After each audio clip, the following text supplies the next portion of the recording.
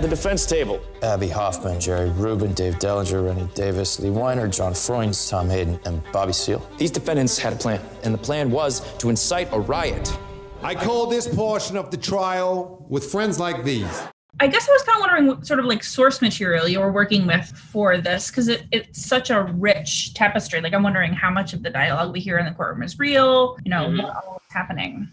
Okay, well, in terms of the source material I used, there is, first of all, the 21,000-page trial transcript. Remember, this is a trial that lasted almost 6 months.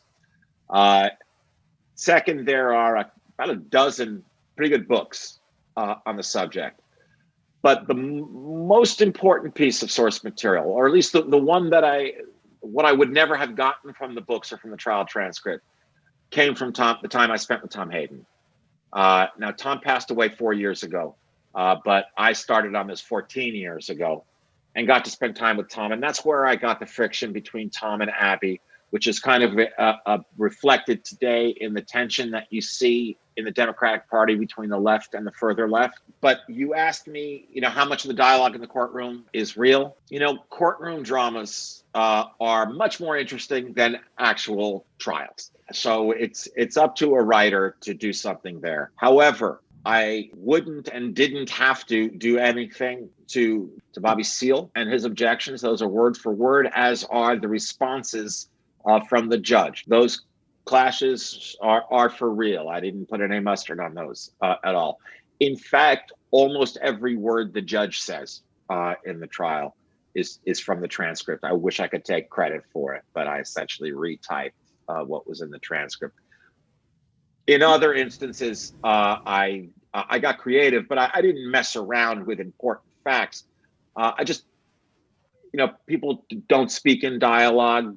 People's lives aren't played out in a series of scenes that form a narrative. A writer does that. This movie sort of made me think about America's sort of swing to countercorrect or to overcorrect. Like, we're sailing along doing pretty well, one would think, during LBJ or during Obama. I mean, obviously, Vietnam was happening, but then they sort of go like, bam, Nixon, bam, Trump. What do you sort of make of America's swing towards like countercorrection, or like saying, oh, what happened at the Democratic National Convention was awful, but what we should do there is this? Right. Well, I mean, the answer to your question, what do I make of it, is I can't believe my eyes.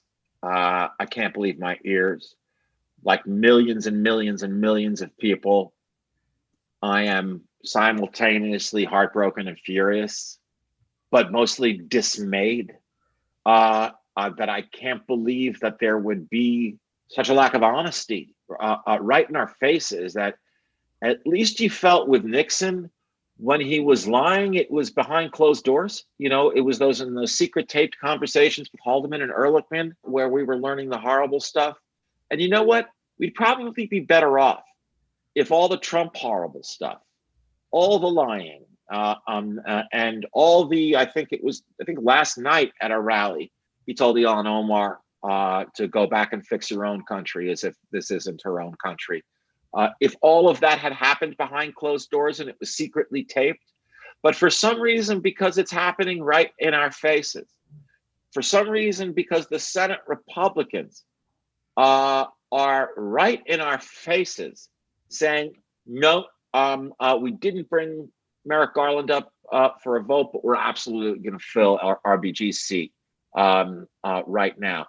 Because that depth of sinister, just abandonment of the idea of honesty, integrity is happening right in our face. For some reason, there's, I don't know, about 40% of us that don't mind. And that 53 of them are United States senators. I can't believe my eyes, is the answer. And I just have to cling to the belief that in this country, our darkest days have always been followed by our finest hours. I have to cling to the belief that we are going to fix this on November 3rd somehow, and that there's going to be a reset. But I had no idea. You talk about a course correction. I had no idea that the forces wanting that course correction, the forces who have, I guess, just still haven't gotten over the Cultural Revolution of the 60s. I had no idea they were that strong. I thought it was just sort of a slowly dying off sliver of the population that